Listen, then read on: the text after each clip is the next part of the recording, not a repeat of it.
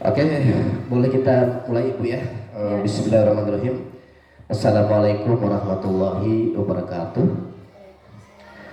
Eh, Syukurlah alhamdulillah.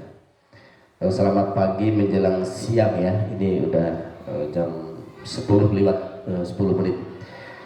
Sebelumnya saya Muhasir, pengajar praktik pada program pendidikan guru penggerak di angkatan ke-8 daerah Kabupaten Dompu, Nusa Tenggara Barat.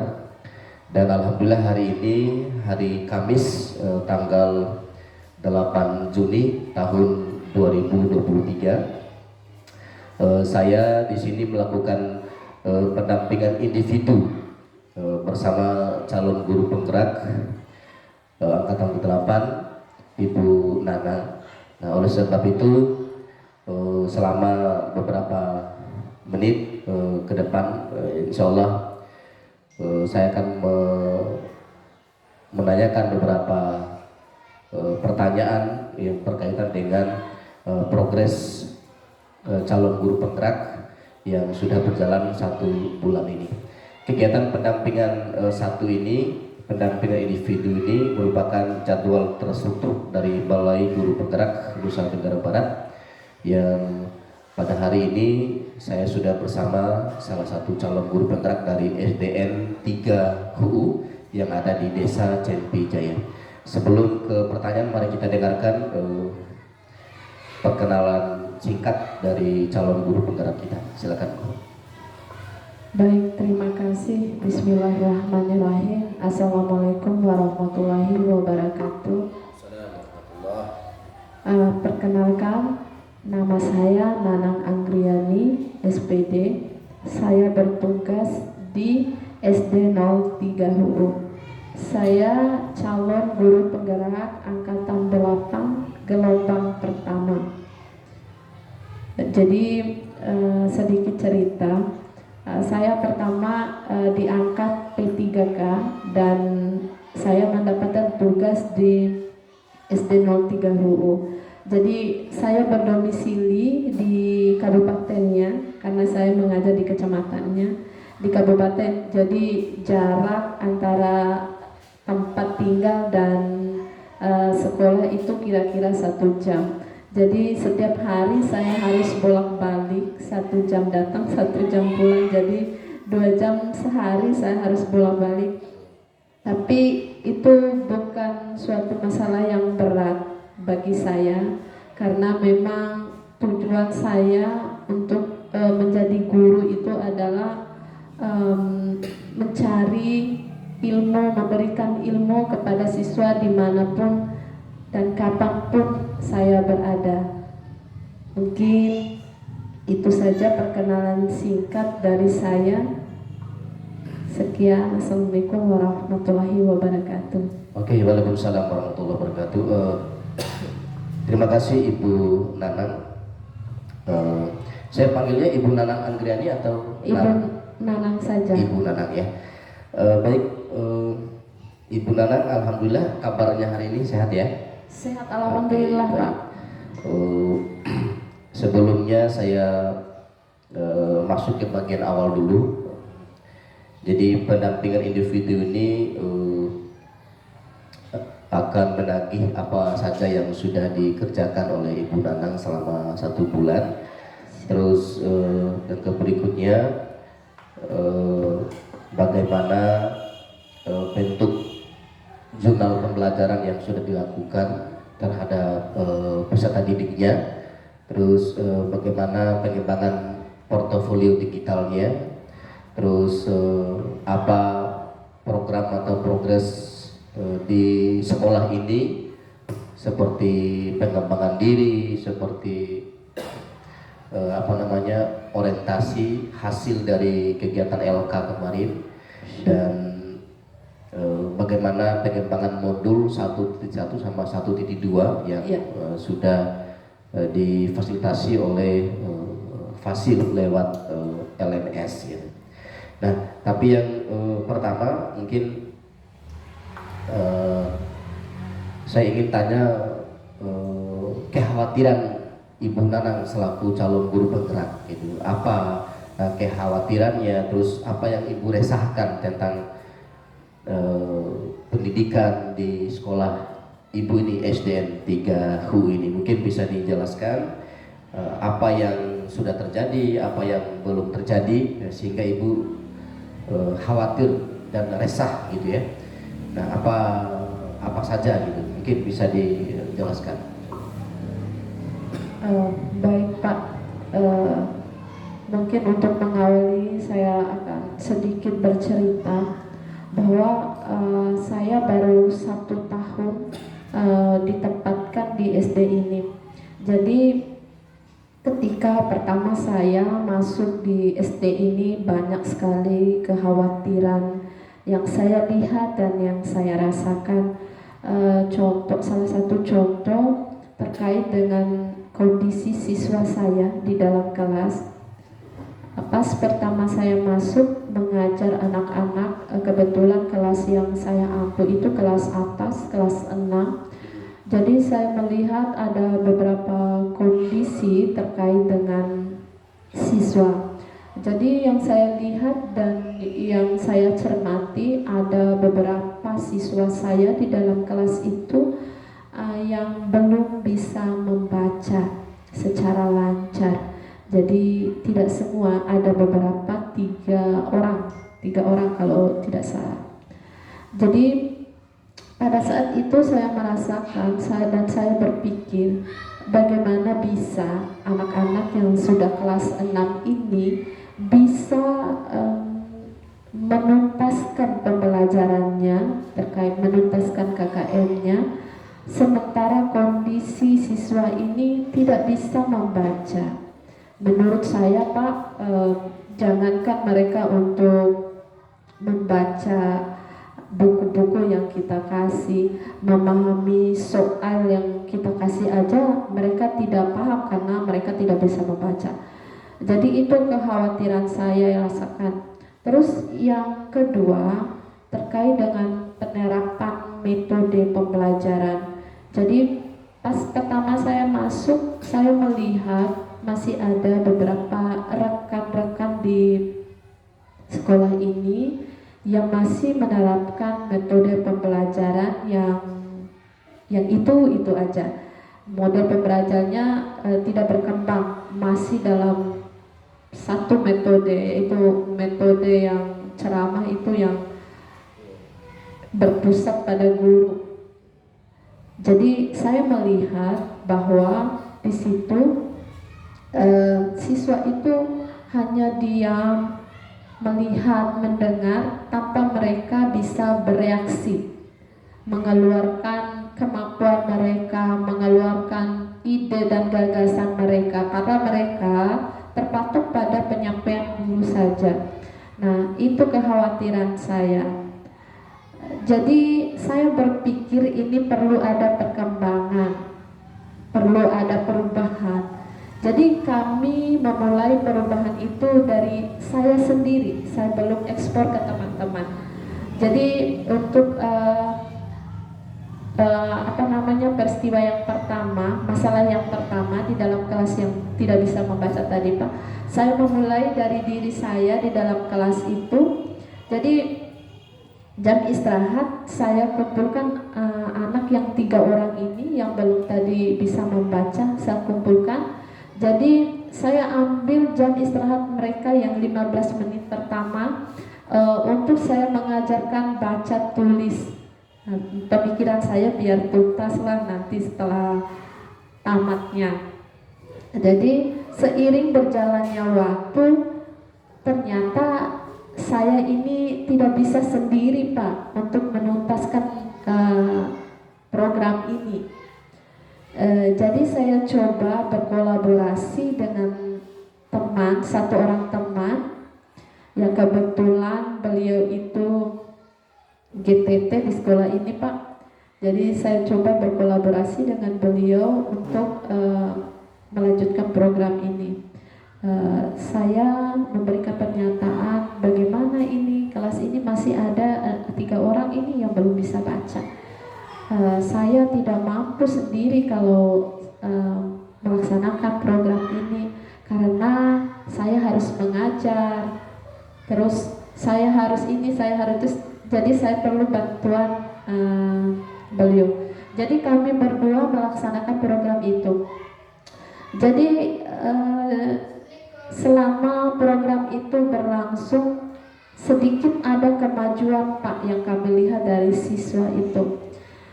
Di antara 3 ini 2 orang yang sudah punya progres yang bagus, meskipun tidak 100% tapi sudah bagus.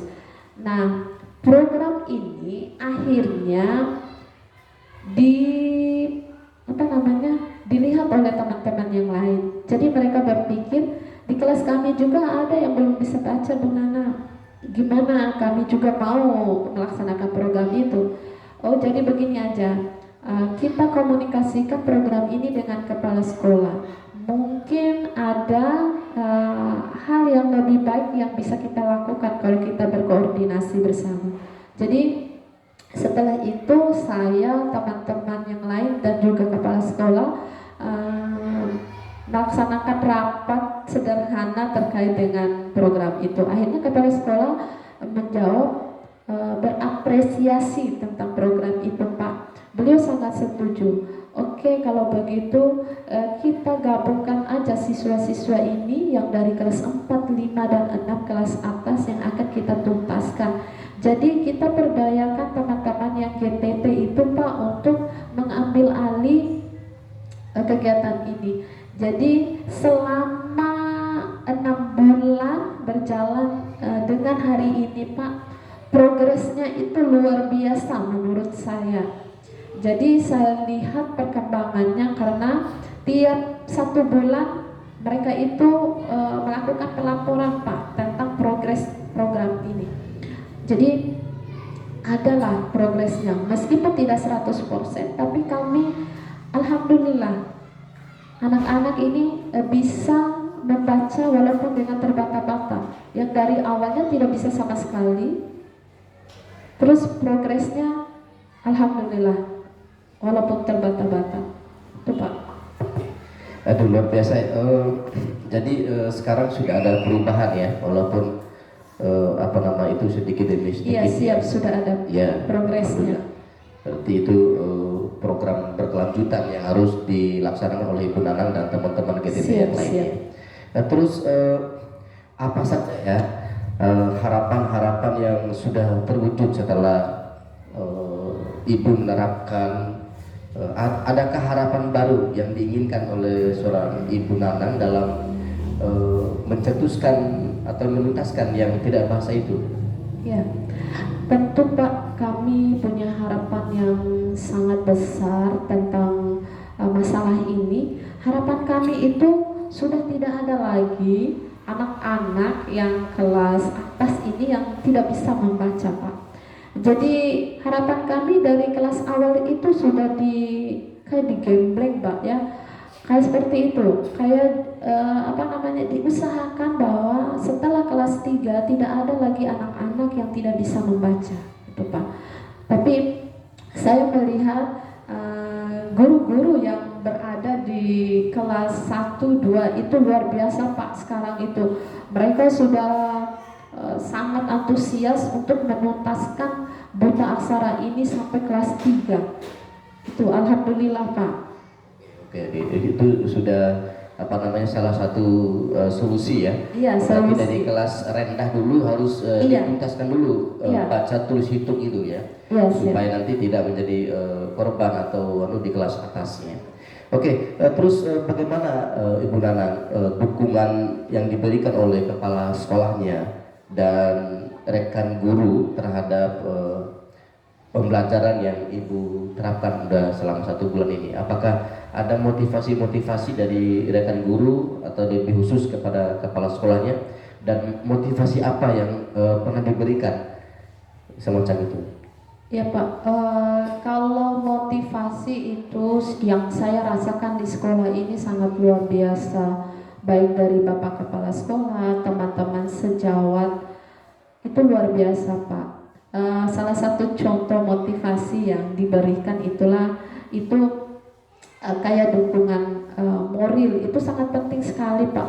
kalau tidak ada dukungan moral dari orang-orang terdekat kita, mungkin kita tidak bisa laksanakan kegiatan atau usaha yang kita lakukan itu tidak akan berjalan dengan baik.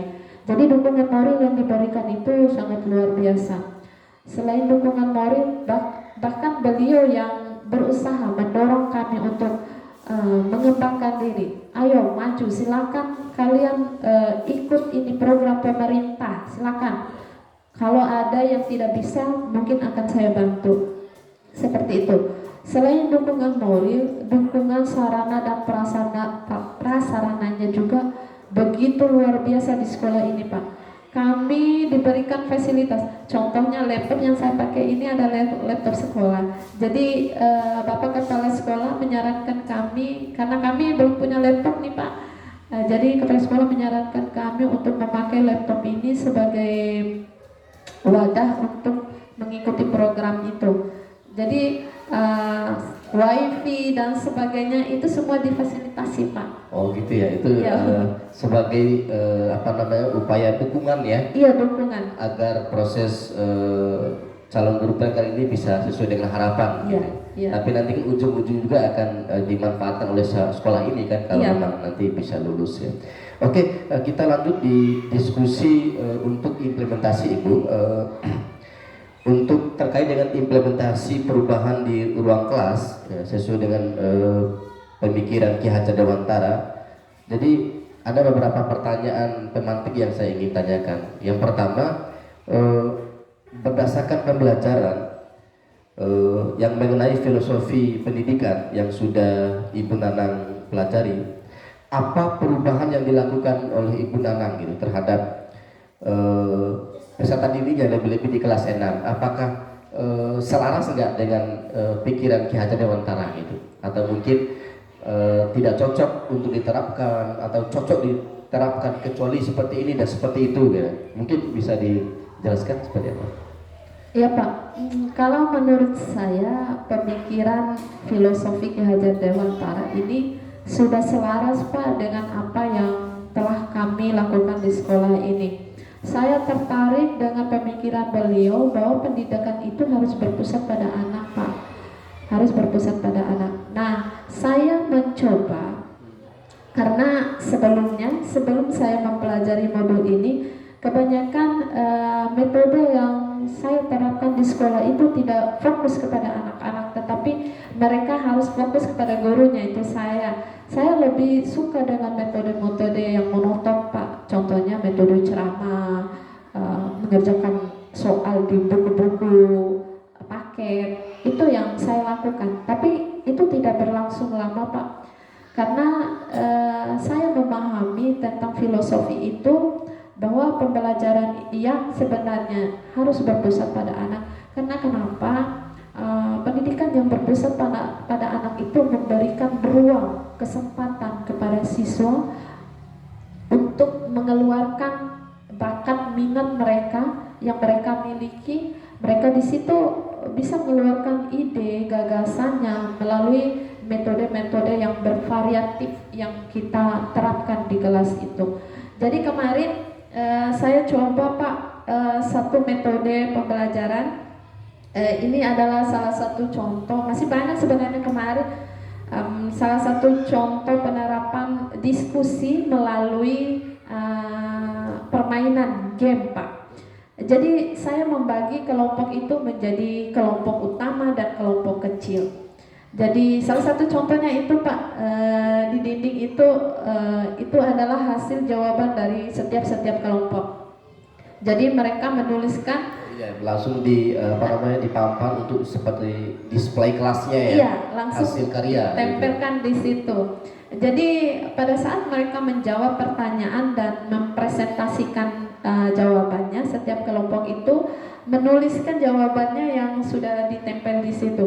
Jadi siapa yang paling kompak memberikan jawaban ke media itu, mereka lah yang bukan menjadi juara ya, mereka lah yang akan mendapatkan bintang kelas. Jadi setiap akhir evaluasi itu saya memberikan penghargaan untuk siswa saya yang sudah bekerja menyelesaikan tugasnya itu adalah bintang kelas yang ditempelkan di buku mereka. Jadi kalau mereka mendapatkan bintang yang penuh, berarti mereka sudah menyelesaikan tugas dengan baik. Kalau bintangnya masih setengah, berarti masih setengah-setengah bekerjanya. Berarti ini kelihatannya efektif ya, Iya. antara guru dan siswa itu Iya, aktif gitu ya. saling aktif. Iya. Gitu. Malahan saya hanya berdiri saja Pak, melihat mereka. Kalau mereka bertanya, saya jawab. Saya hanya luruskan. Yang menguasai proses pembelajaran itu adalah siswa. Jadi mereka kadang, Bu, kapan lagi kita main seperti ini? Mereka bertanya seperti itu. Nah, kalaupun saya dari Dompu tidak datang Pak, di telepon mereka video call. Bu, ayo datang, kita kerjakan tugas seperti kemarin lagi. Oke, jadi menurut saya mereka nyaman dengan metode-metode seperti itu. Jadi ada nilainya Pak. Kalau saya melihat evaluasinya, pemahaman mereka terhadap materi juga itu bagus Pak. Dibanding seperti saya menerapkan metode ceramah dan sebagainya. Jadi mereka tuh bengong aja. Setelah saya evaluasi juga tidak paham gitu. Oke, jadi itu ya implementasi yang sudah diterapkan ya. Jadi kelihatan sekali peserta didik itu sangat efektif gitu. Terus pertanyaan berikutnya, jadi pembelajaran yang Ibu dapatkan dari modul filosofi pendidikan nasional kita itu Ki Hajar Dewantara itu mendorong Ibu Nana untuk kolaborasi kan begitu, untuk melakukan perubahan. Iya. Terus bagaimana ya respon peserta didik gitu? Apakah ada perubahan yang terlihat nggak dari segi prestasi belajarnya? Seperti apa perubahan itu? Jelas Pak, seperti yang saya ceritakan tadi, jelas ada perubahan yang signifikan dari sebelumnya saya menerapkan metode yang bervariasi itu. Dari segi nilai dan pemahaman mereka terhadap materi, setelah saya mencoba metode itu lebih Pak, ada perubahan di nilainya. Dari pertama nilainya yang hanya 70, 75 paling tinggi. Setelah metode itu saya terapkan, ada perubahan. Ada yang dapat 90, 80. Jadi kalau secara langsung juga tanpa tes tertulis, saya langsung evaluasi tanya jawab. Jadi mereka tuh paham bagaimana ini. Mereka dengan santai menjelaskan walaupun tidak terarah, tetapi mereka paham. Beginilah konteksnya. Ya, oke. Berarti kesimpulannya ada perubahan daripada pertemuan sebelumnya ya. Iya, ada. Itu sehingga nanti anak-anak itu bisa sudah terlihat bahwa nilainya di atas KKM. Iya. Tadi ada 90, ada yang 80. Iya, walaupun tidak semua, tetapi progresnya ada Pak. Perubahannya tuh nyata. Ya. Oke, itu sangat sudah baik sekali penerapan yang Ibu Nanang kerjakan. Terus apa enggak ada hal-hal yang bersifat menghambat enggak daripada progres atau kegiatan itu? Jadi yang harus diperbaiki seperti apa dulu nih? Apakah dari perubahan yang Ibu terapkan tadi ada tantangan, sehingga kalau ada tantangan dan apa yang harus diperbaiki ke depannya seperti itu, baik dari segi pembelajarannya, cara Ibu menyampaikan materi terhadap peserta didik, atau mungkin dari peserta didik ada yang belum paham karena dari 30 peserta didik mungkin ya 80 atau 90% yang bisa menangkap pembelajaran itu, dan bagaimana kekhawatiran dan solusi untuk diperbaiki ke depannya seperti apa, metodenya atau apa? Iya. Kalau menurut saya mungkin ada beberapa kekurangan dari metode yang saya terapkan. Mungkin kedepannya saya akan lebih berinovasi lagi Pak terkait dengan metode-metode pembelajarannya, karena khawatirnya saya kalau saya menerapkan satu metode aja untuk semua pembelajaran kan juga bosan siswa itu Pak. Jadi mereka kadang kok ini terus Bu, apa tidak ada yang lain? Jadi di situ saya akan berusaha mengembangkan diri saja mempelajari lagi, memahami lagi tentang metode-metode pembelajaran yang sekarang kan banyak Pak, yang lebih mengarah pada siswa, yang lebih berpusat kepada siswa. Apalagi sekarang banyak sekali metode pembelajaran yang berbasis IT. Jadi saya ini sedikit kurang ke IT Pak. Jadi saya perlu belajar dengan teman-teman sejawat. Kebetulan ada teman sejawat yang menguasai IT Pak. Jadi saya banyak belajar dari beliau bagaimana mengembangkan metode ini, metode ini, metode ini. Jadi kemarin kami belajar tentang penerapan metode TTS yang langsung pakai Infocus itu Pak, lalu pakai LCD. Ya, jadi anak-anak itu tidak di print out kan secara manual TTS-nya Pak. Jadi langsung disorot pakai LCD. Nah, itu kami lagi pelajari Pak. Terus ada metode quizzes. Jadi saya juga belum memahami metode itu. Jadi kami berencana untuk mempelajari bersama bagaimana penerapan metode quizzes itu Pak. Iya, oke. Itu perubahan yang dilakukan ya. Tapi saya rasa perlu apa ya? Memberikan bukti fisik atau bukti autentik ya, seperti jurnal refleksi mingguannya yang perlu ibu lakukan, perlu ibu kumpulkan, perlu ibu laporkan gitu. Apakah jurnal refleksi mingguan itu sudah dibuatkan atau memang ini hanya sejalan saja, tidak didokumentasi atau apa gitu? Sudah Pak, sudah kami dokumentasikan tentang kegiatan-kegiatan kami dan sudah kami laporkan walaupun tidak secara tertulis kepada Bapak Kepala Sekolah, tetapi kami sudah melaporkan secara lisan bahwa kami telah melaksanakan kegiatan ini, kegiatan itu yang terkait dengan pengajaran dari modul yang kami pelajari, modul 1.1, modul 1.2. Oke. Berbicara dengan jurnal mingguan ya, ini asik ini Ibu.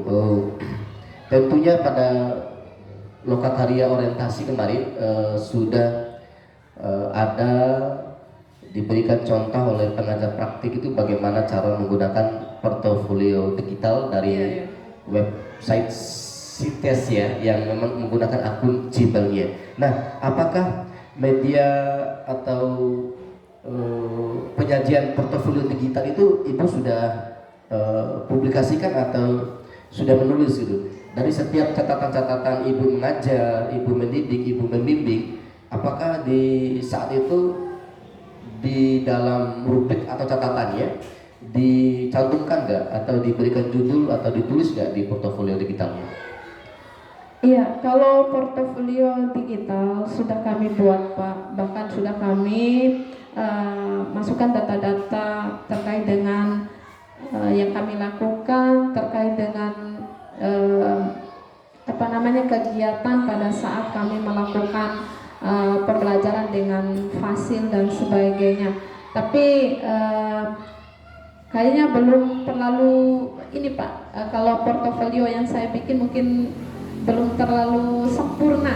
Jadi mungkin saya perlu bimbingannya Pak PP untuk ya, jadi itu bimbingannya adalah bagaimana di setiap kali aktivitas Ibu dalam mengajar, dalam berdiskusi atau dalam kegiatan apapun di satuan pendidikan di SDN 3U ini, Ibu bisa menulis jurnal itu, jurnal karya, jurnal hak mingguan, tapi dibukti dengan foto. Mungkin aktivitas Ibu belajar di luar, atau mungkin ada media atau model yang baru, mungkin bisa dipublikasikan, bisa ditulis alur atau langkah-langkah dalam pembelajaran itu, sehingga bisa dimasukkan di portofolio digital, sehingga jejak digital itu akan tercatat hari apa, waktu apa, di mana dan kapan, itu bisa terlihat. Itu sih manfaat daripada portofolio digital itu, sehingga nanti bisa dilapor secara lisan atau secara tertulis, baik di fasilnya, pengajar praktiknya, atau mungkin kepada kepala sekolah itu sendiri. Ya, siap Pak. Ya.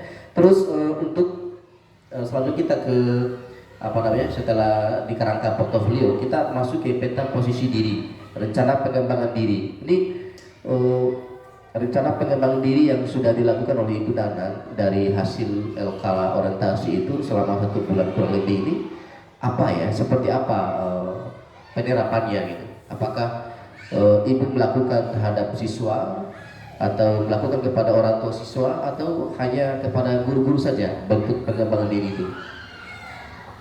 Kalau pengembangan diri, ini maaf Pak, kami itu belum sampai pada pengembangan diri dengan bekerja sama atau berkolaborasi dengan orang tua atau wali murid. Yang saya lakukan sampai pada hari ini adalah masih berkolaborasi dengan teman-teman sejawat. Kami itu biasanya mengadakan evaluasi Pak, evaluasi tentang kegiatan kami di dalam kelas. Kami saling bertukar pikiran dan sebagainya. Dan seperti yang saya ceritakan tadi, bahwa ada rencana kami untuk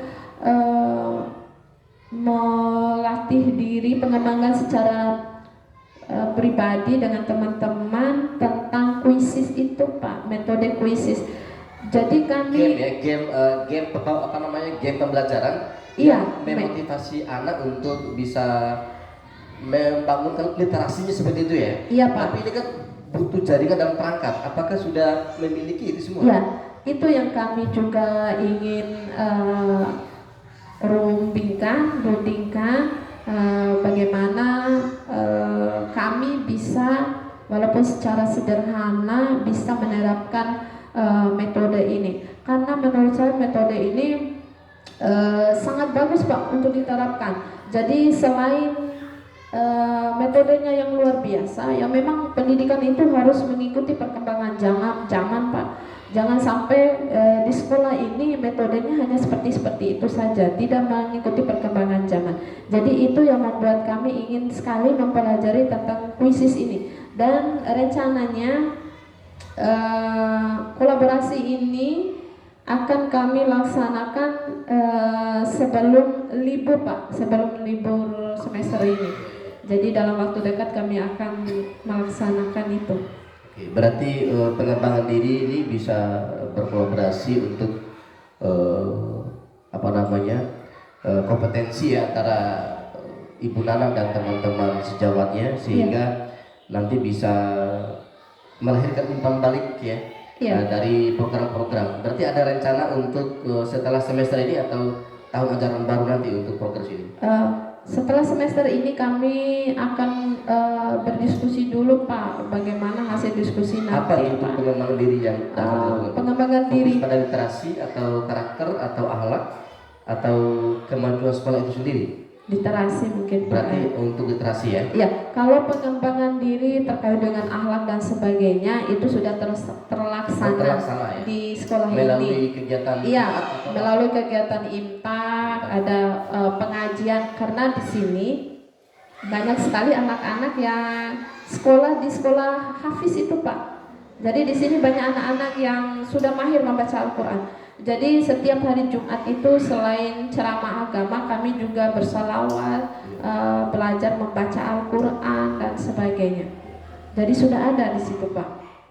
Oke, saya sangat mengapresiasi apa yang menjadi rencana pengembangan diri ini, apalagi di bidang literasi, karena kita ini menurut informasi dari beberapa puluh negara itu paling tertinggal yang namanya literasi itu. Oleh sebab itu, dengan ya mungkin saya juga bisa usul ada sebuah tim ya, tim gerakan literasi mungkin bisa dibentuk ya. Nah, jadi ada tim khusus untuk dibentuk siapa dan bagaimana programnya. Mungkin bisa diminta persetujuan terhadap kepala sekolah bagaimana kita di sekolah ini bisa membentuk yang namanya tim gerakan literasi sekolah gitu, untuk menuntaskan buta aksara santri-santri atau siswa-siswa kita ini, lebih-lebih di kelas 1 sampai kelas 6. Ya, mungkin itu bisa dibuatkan sebagai usul saran saya, adanya tim gerakan literasi di sekolah gitu ya. Nah, terus Ibu Nanang, dari pengembangan diri dan kompetensi guru ini bisa dikerjakan gitu ya, harapan saya juga mungkin bisa dibuatkan sebuah aksi nyatanya atau jurnal hariannya gitu. Apakah itu sudah terpikirkan nggak untuk ke Kalau jurnal hariannya terkait dengan pengembangan diri? pengembangan diri. Kalau tentang pengembangan diri belum Pak, belum sampai di situ. Insya Allah kami akan laksanakan untuk jurnalnya.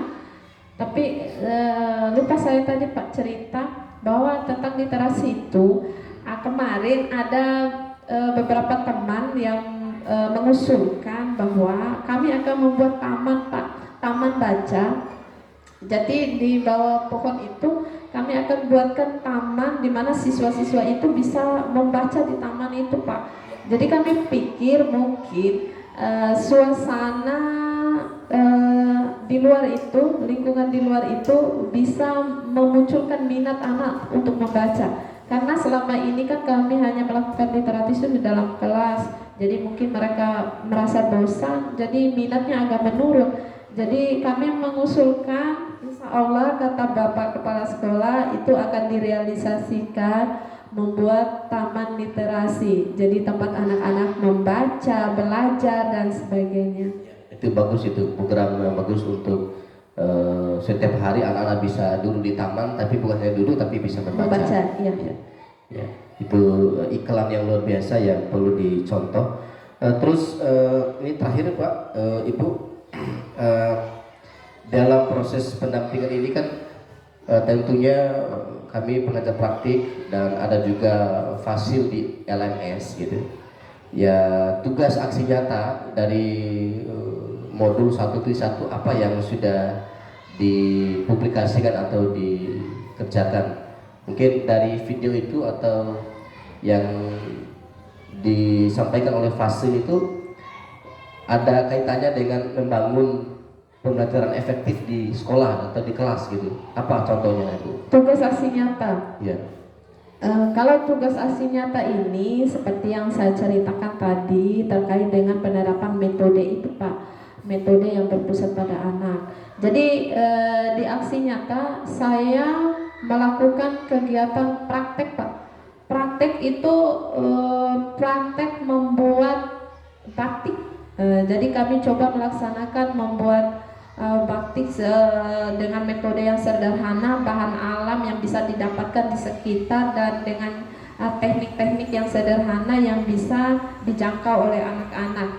Jadi di situ kami gunakan bahan alami Pak, yang misalnya dari kunyit, dari daun jati, dan itu pewarnanya. Jadi anak-anak itu sangat antusias untuk membuat batik. Oh begini ya Bu cara mewarnai batik. Jadi saya berpikir bahwa itu adalah life skill yang harus dimiliki oleh anak-anak, keterampilan. Jadi tidak semua siswa ini Pak mungkin tidak akan kuliah dan sebagainya. Iya, benar, ya. Iya. Tidak menguasai pengetahuan, tapi ada juga yang memiliki keterampilan, bakat dan minatnya. Iya. Jadi saya coba di situ kembangkan, ternyata setelah dipraktekkan anak-anak itu punya skill yang luar biasa Pak. Saya juga kaget, loh kok bagus sekali hasilnya. Ya Bu, nanti kalau kalian sudah dewasa tidak memiliki kesempatan untuk melanjutkan sekolah dan sebagainya, jangan khawatir karena kita memiliki kemampuan skill untuk hidup. Jadi kembangkan bakat kalian. Kalau kalian punya bakat di sini, coba kembangkan, belajar pelan-pelan supaya hasilnya bagus. Seperti itu Pak. Ya, oke, luar biasa. Oke. Aksi nyatanya sangat terlihat ya, jadi bisa dipublik dan ada momen-momen video-video dan ya mungkin nanti bisa ditambah lagi komentatornya di dalam video itu. Oh ini sedang melakukan ini sedang melakukan ini tahap awalnya dan sebagainya. Jadi jangan hanya untuk menampilkan slide kalimat saja, tapi melainkan untuk bisa memberikan komentarnya dalam suara atau audio itu sendiri supaya pendengar atau pemirsa itu bisa jelas dalam memahaminya. Ya, saya sudah mendokumentasikan semua prosesnya Pak, sudah ada semua. Itu bagus itu. Nah, tinggal nanti kita dibuatkan video, tapi di setiap slide-nya bisa Ibu jelaskan sehingga pemahaman teman-teman atau orang itu bisa masuk dalam kategori literasi dan karakternya. Oke, selanjutnya di bagian akhir pendampingan ini Ibu ada hal-hal atau rencana nggak, keinginan seperti apa yang mau diciptakan di sekolah ini, yang tadi saya lihat sangat bagus sekali penerapan literasi numerasinya. Nah, apa rencana tindak lanjut ke depan untuk melakukan perubahan sendiri? Apakah ada lebih pengembangan literasi tingkat atas lagi, atau hanya untuk melanjutkan dulu yang sudah dikerjakan oleh Ibu Nanang dan teman-teman di sekolah ini? Ini kan baru rencana Pak ya, belum ada tindak lanjutnya. Jadi kami ingin satu rencana ini akan segera dilaksanakan tahap awal. Jadi untuk mengembangkan literasi itu, karena memang saya lihat di sekolah saya minat di literasi itu sangat minim Pak. Minat mereka untuk membaca buku, bercerita dan sebagainya itu sangat kurang sekali. Jarang saya lihat anak-anak yang pegang buku, duduk membaca buku dan sebagainya. Nah, minat inilah yang akan kami munculkan di anak-anak, mungkin dengan merubah lingkungan yang lebih mendukung mereka untuk bisa punya minat yang bagus di literasinya Pak. Oke. Ini di terakhir lagi nih, hampir lupa tadi, apa hal baru yang Ibu Nanang, calon guru penggerak angkatan 8 ini yang rasakan saat melakukan pendampingan ini? Apakah ada produk baru yang didapat dari bincang-bincang atau diskusi kita saat ini, atau ada teori ataupun referensi yang Ibu Nanang dapatkan gitu dari pendampingan ini? Ya, dari pendampingan ini ada hal baru yang saya rasakan tentang apa itu? Ya. Tadi Pak, portofolio digitalnya. Oh, iya. Jadi saya belum begitu paham dengan itu, tapi dengan arahan Bapak tadi sedikit bisa mencerahkan tentang itu. Jadi banyak sekali mungkin Pak, salah satunya itu. Jadi harapan kami dengan adanya pendampingan ini bisa memotivasi teman-teman yang lain Pak, supaya juga mari kita berubah bersama-sama. Itu saja? Ya, Oke, dan tambahan saya, di setiap pertemuan, di setiap kegiatan dicatat, di dokumentasi, sehingga kalau sudah dicatat di diarinya atau di rubrik buku jurnal hariannya, kita ketik, unggah di portofolionya. Nah, itulah aksi nyata, atau mungkin bisa sebagai pondasi kita dalam berkarya tulis ilmiah. Seperti itu. Kenapa? Guru juga ini kan lemah literasinya. Ya, mungkin melalui karya tulis ilmiah dan portofolio digital ini dia bisa melihat, dia bisa berlatih bagaimana cara menulis di media online atau media offline. Iya, harus dari gurunya juga Pak. Iya, benar banget, semangat literasi. Oke, karena ini udah hampir 1 jam kita berdiskusi, ya mungkin ada closement tanggapan atau harapan dan kesan daripada kegiatan pendampingan ini sebagai kata penutup sebetulnya dari Ibu Nanang selaku calon guru penggerak angkatan 8. Apa yang ingin disampaikan terhadap pemirsa atau teman-teman sebagai kata penutup daripada kegiatan pendampingan satu ini di program pendidikan guru penggerak? Baik, terima kasih. Sebelumnya saya ucapkan terima kasih pada Bapak Muhasir yang sudah mendampingi hari ini untuk pelaksanaan kegiatan pendidikan guru penggeraknya. Saya sangat luar biasa dengan kedatangan beliau ini.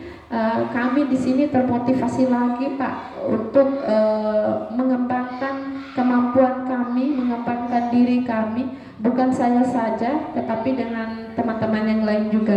Karena pas beliau masuk tadi sempat yang bertanya siapa yang datang, terus saya menjawab beliau adalah pendamping CGP saya.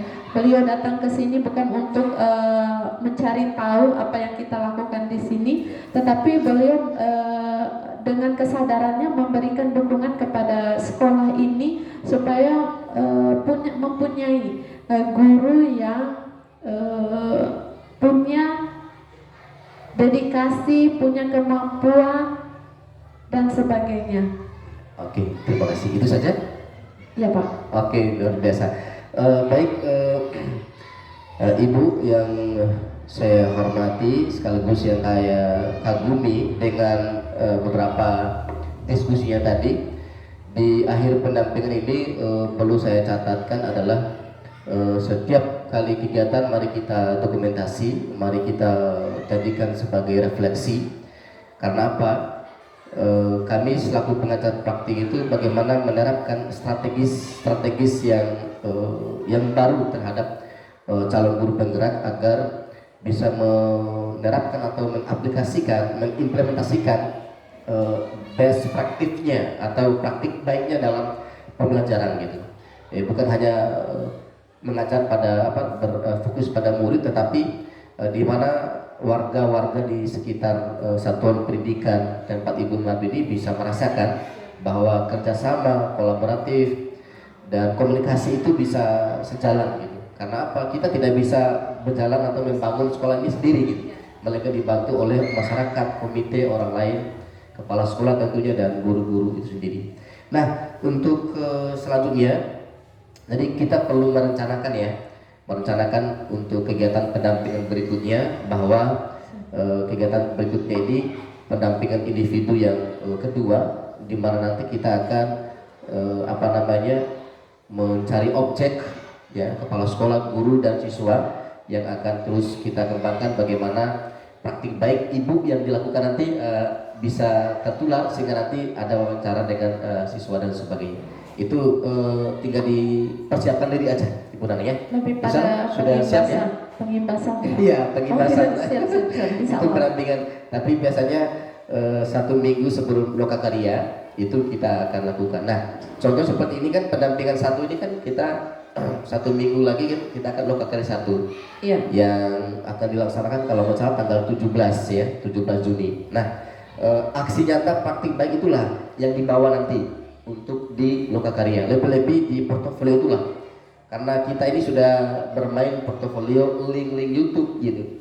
Karena tidak mungkin kita membawa produk ini yang banyak-banyak ini bawa ke tempat lokakarya, ya, melainkan kita harus video, kita unggah, kita dokumentasi, kita komentari, sehingga nanti panen digital kita, panen hasil karya kita ada di dalam video sendiri. Ya, nah, siap. itu bisa diterima Ibu Nanang ya? Ya, siap Pak, siap. Oke. Sama. Baik, sebelum kita berakhir, teman-teman sekalian, Bapak Ibu di mana saja Anda berada, dan saya sudah banyak berbincang diskusi dengan calon guru penggerak atas nama Ibu Nanang Anggriani SPD, salah satu guru P3K yang ada di Kabupaten Dompu, tepatnya di SD 3 HU ya, Desa Cempi Jaya. Mudah-mudahan pertemuan kali ini, pendampingan ini Ibu Nanang, kita bisa merasakan ada kelebihan dan ada kekurangannya ya, tentunya ya. Siap Pak. Dan yang baik mari kita amalkan, yang tidak baik mari kita perbaiki. Mudah-mudahan kita sehat selalu gitu ya. Siap Pak, sehat. Oke. Sama. Baik, sebelumnya kita foto dulu Ibu Nanang. Kita foto literasi dulu seperti ini. Iya, sama ini. Dan tentunya tagline-nya dari Balai Guru Penggerak NTB ya. Tergerak, menggerakkan, atau duluan tergerak, bergerak, menggerakkan. Bergerak dulu ya. Oke, lupa ingat soalnya. Ya. Oke, baik, 1, 2, 3 mulai. Balai Guru Penggerak Nusa Tenggara Barat. Bergerak, tergerak, menggerakkan. Ya, sekali lagi ya. Ya. Balai Guru Penggerak Nusa Tenggara Barat. Bergerak, menggerak, tergerak.